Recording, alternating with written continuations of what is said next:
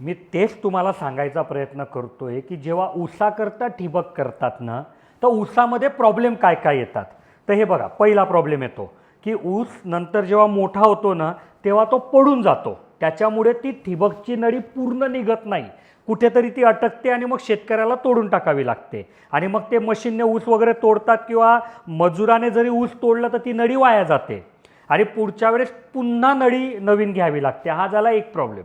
दुसरा प्रॉब्लेम की ऊसामध्ये उंदरं खूप त्रास देतात आणि म्हणूनच मी तुम्हाला सांगतो की तुम्ही 70-80 हजार रुपयाचं जे 1 एकरचं ड्रीप घेता ऊसाकरता, त्याच्याऐवजी आमचं जे स्वस्तातलं पॅकेज आहे ते घ्या.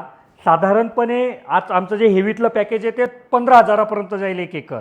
मग आज 70,000चं ड्रीप आणि 15,000चं ड्रीप, ते पण एकच हंगाम चालतं, कारण तिच्यात नळीचा प्रॉब्लेम नाही आहे, ऊसाचा प्रॉब्लेम आहे.